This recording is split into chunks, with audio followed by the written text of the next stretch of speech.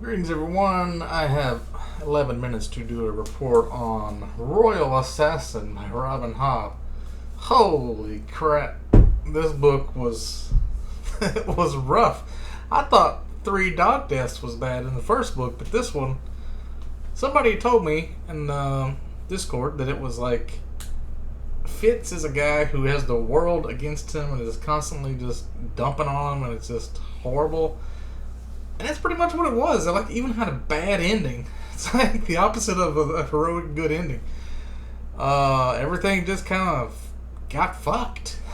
I mean, but at the same time, it was really hard to stop reading. It was really interesting, and it's like a page turner. You just can't put it down. And I breezed through it, and it was just like, geez, there's so much crap happened.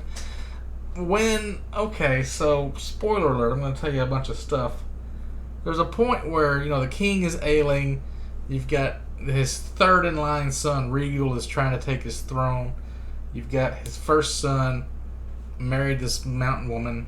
She's like the queen in waiting. He's the king in waiting, and he goes off at some point to go on a quest to find the elderlings to, bring them back and repel these red ship raiders that are, turning all the people into zombies and stuff. When he did that, the Red Ship Raiders kind of stopped coming, but it was constantly, there were just 70 people at one point got forged, and it was just horrible. But at the same time, once he left, that kind of stopped happening because it's the winter time. The first two books take place over 3 years, so I've absorbed 3 years worth of happenings in a couple of days, so it's my brain kind of hurts. So you got this old woman, Patience. It's kind of like Fitz's mother, because it's a stepmother, because his dad died. He's a bastard of his dad. He's kind of like a royal bastard, though, so he kind of has influence, right? So then this guy Burrich is a stable master. He used to be in love with Patience, but then for some reason they couldn't get married.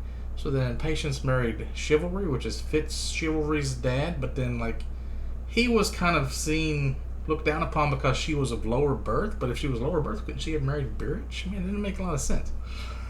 Anyway, once she married Chivalry, then she found out that Burrich was Chivalry's a kingsman. So then it was really awkward and kind of unrequited love the whole time. Then you got the thing with Molly Chandler, the candle maker.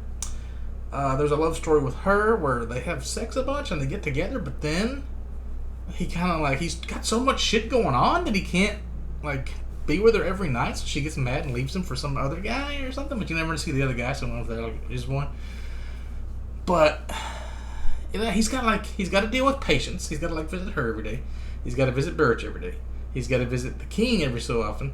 He's got to visit with his assassin master every so often, and he's got to visit Verity every so often until Verity leaves. And then he's got so much stuff he's got to do. He doesn't really have time for Molly.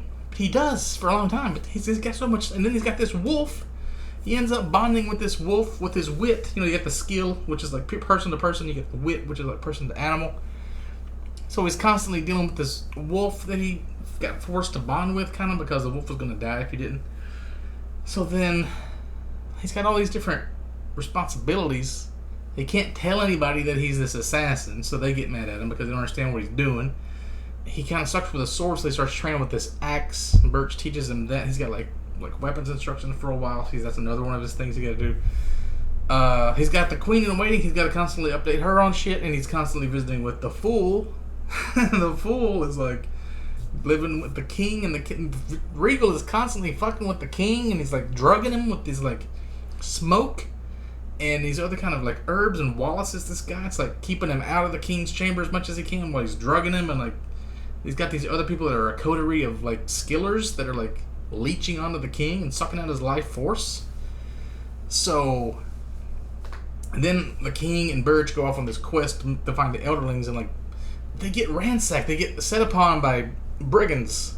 And Burrich is the only one that comes back and survives. The king and a few guys go off and live, but then all of those guys die except for the king. And you're wondering, is Verity still alive even? Because Fitz can't really skill to him right. I mean, he detects him sometimes, and then Regal starts telling everybody that Verity's died because he's trying to make room for him to take the throne. And then the queen found out she was pregnant, so then Regal found out about that, so he had to try to like fake the baby's death, but then like Regal had somebody oil the stairs from her garden, so she slipped and like she almost had a miscarriage, but then they made it look like she did have the miscarriage when she didn't. And then the fucking king dies. Like, so once the king dies, there's so much of this crap going on. I physically got sick at work. I was like, I took a crapper and I started bleeding. I've had this before. I don't know what's going on. I think it's these like anti-diarrheal pills I took. But anyway, I was like feeling nauseous from all the crap the king was going through. And when he finally died, I'm like, yeah, this hurts a lot to me too. So then everything just got worse and worse. Regal pretty much like sold everything in the castle. He sold all the fucking animals that the stable master had been like 6 years. He was waiting on this perfect foal to come along, and he just sold him off to be like a plow horse somewhere, and all the animals are gone. Started selling all the furniture. Like his mother was like this inland duchy woman, so like he just wants to have the 2 inland duchies like move there and like keep the 4 coastal duchies like on their own fighting these red ship raiders because he doesn't care. He's gonna like leave the castle. So then Fitz is kind of like, well, the people that the queen had kind of impressed with these coastal duchies and want him to take over and be the leader, but if he does, he's kind of like being a treason, like a traitor to the throne or whatever, because he's not really supposed to do that. So he tells him he will just so they'll like stay around long enough for the Verity to come back, maybe, or like try to like keep Hope alive, but Hope doesn't live. And he gets thrown in the dungeon. And then he ends up killing the 2 skillers that were killing the king. He stabbed him with with the king's knife. Everybody's accusing him of being a wit, which is like you gotta hang him and burn him because they hate wits for some reason. They don't really say it because they're like kind of like a werewolf man. If he never turns into a werewolf though, he does kind of leave his consciousness. Big spoiler alert! At the end, he sends his consciousness into his dog while they keep him in this dungeon to torture him and kill him, and they give him. The Shade guy gives him a drug that makes him look like he's dead, so then he just becomes the wolf for a couple of days, and then they dig up his body, and then he goes back into his not really dead corpse, and like that's where it ends. The castle kind of fell. Verity's gone. I don't know what happened to the Queen in Waiting, if she went with Regal. Regal became like the king then, I guess, and like everything's gone, and like, oh, fuck the coastal duchies, they just get wrecked. Red Ship Raiders kind of run amok, and they just own the place now, and just horrible. Just turned out real bad. I don't know how they're going to save it. I mean, like, a lot of important people died. The woman that was training them on weapons, she died. A lot of people, like, the cook, I think, lived, but like, a lot of people died. It was bad. A lot of people like were accused of like helping him too, like they were going to kill them if he would like. It's just horrible, but it's a great book. I don't know if it's in the one of my favorites, but like I couldn't put it down. 5 out of 5. But jeez, it was rough. So yeah, I didn't really say the last book how it's kind of like a roller coaster of emotions. The first book was like. It started out kind of like the language was a little bit flowery, so it was kind of hard to read. I was stumbling upon the words because they're kind of like... I thought Robin Hobb was a British man at first, too. Then I found out it's a woman, and she's from like Alaska. I thought the books were like easier to get in England, so apparently that made me think Robin... I guess I related to Robin of Locksley or something. I thought Robin Hobb was a British name. I don't know. But like, yeah, Robin Hobb's a woman from Alaska or somewhere around in America. So, jeez. What an evil bitch. I guess the next book will be better. I don't know if I'm going to read it next. I'm probably going to have a